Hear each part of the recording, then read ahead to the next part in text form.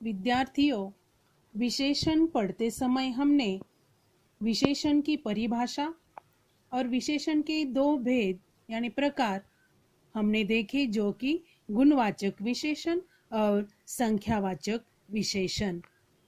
विद्यार्थियों, आज हम तीसरा प्रकार देखने वाले हैं और वह है परिमाणवाचक विशेषण।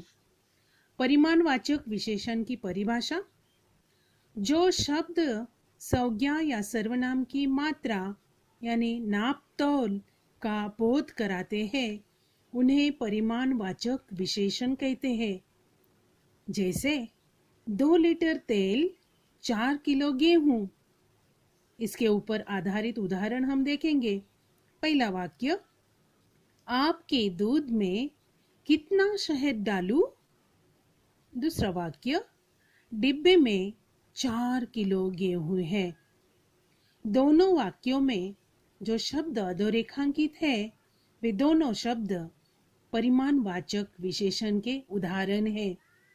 आगे हम देखेंगे परिमाणवाचक विशेषण के भेद। परिमाणवाचक विशेषण के दो भेद होते हैं। पहला भेद है निश्चित परिमाणवाचक विशेषण। परिभाषा: जो शब्द संज्ञा या सर्वनाम की निश्चित मात्रा का बोध कराते हैं उन्हें निश्चित परिमाणवाचक विशेषण कहते हैं। जैसे 10 किलो चावल, 2 लीटर दूध। उदाहरण: पहला वाक्य, बाजार से 2 मीटर कपड़ा लाओ, डिब्बे में 5 किलो चीनी भर दो। विद्यार्थियों, दोनों वाक्यों में जो अधोरेखांकित शब्द है, पहले वाक्य में 2 मीटर, दूसरे वाक्य में 5 किलो, ये दोनों निश्चित परिमाणवाचक विशेषण बताते हैं।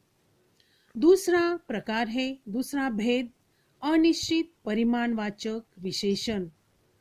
परिभाषा: जो शब्द संज्ञा या सर्वनाम की अनिश्चित मात्रा का बोध कराते हैं उन्हें अनिश्चित परिमाणवाचक विशेषण कहते हैं।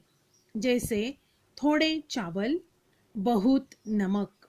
उदाहरण: चाय में कम चीनी लेनी चाहिए। दूसरा, भोजन में थोड़ा तेल आवश्यक है। ये दोनों शब्द वाक्यों में जो अधोरेखांकित है, कम, थोड़ा, दोनों अनिश्चित परिमाणवाचक विशेषण बताते हैं। चौथा प्रकार विशेषण का हम देखेंगे सार्वनामिक विशेषण। उसकी परिभाषा है, जो सर्वनाम शब्द वाक्य में विशेषण का कार्य करते हैं उन्हें सार्वनामिक विशेषण कहते हैं। जैसे वह आदमी, यह घर। उदाहरण देखेंगे। पहला वाक्य, यही घर मेरा है। दूसरा वाक्य, मेरा कोट लाओ। दोनों वाक्यों में अधोरेखांकित शब्द यही, मेरा, ये सार्वनामिक विशेषण है। तो विशेषण किस प्रकार बनाए जाते हैं इसकी भी जानकारी हम लेने वाले हैं। विशेषण शब्दों की रचना: संज्ञा व क्रिया शब्दों में प्रत्यय लगाकर विशेषण बनाए जाते हैं। जैसे साल, सालाना, दर्द, दर्दनाक। उसी प्रकार प्रत्यय लगाकर जो शब्द बने जाते हैं वे शब्द हम देखेंगे। आ, प्यासा, भूखा। दूसरा है ई, ज्ञानी, उपयोगी, परिश्रमी, पापी। तीसरा इक, धार्मिक, वैज्ञानिक, प्रशासनिक, औद्योगिक। चौथा इत, क्रोधित, नियमित, सुगंधित, पुष्पित। पांचवा आलू, दयालु, कृपालु, शंकालु। छठवा इन, नमकीन, रंगीन, शौकीन, कुलीन।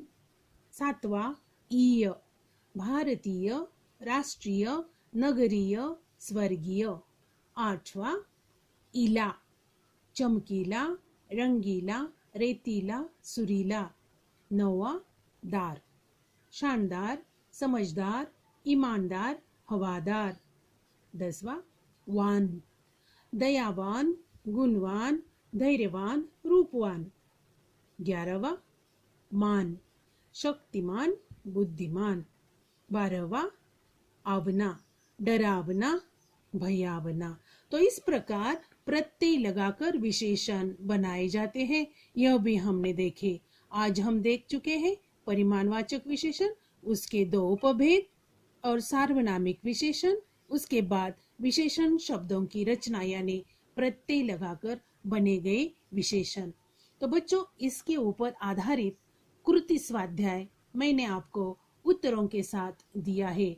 पहला प्रश्न है, उसमें निम्नलिखित विशेषणों का उचित वर्गीकरण कीजिए और शब्द दिए गए हैं और उनका उचित विशेषण पहचान कर वर्गीकरण करके भी मैंने आपको दिया है। दूसरा प्रश्न है, निम्नलिखित विशेषण शब्दों का वाक्य में प्रयोग कीजिए। दो शब्द दिए हैं और उन शब्दों का वाक्य में प्रयोग भी मैंने आपको दे दिया है। इसी को ध्यान से पढ़कर देखना है, पढ़ना है और ठीक से लिखना भी है। तो इस प्रकार विशेषण मैं यहाँ समाप्त करती हूँ। धन्यवाद।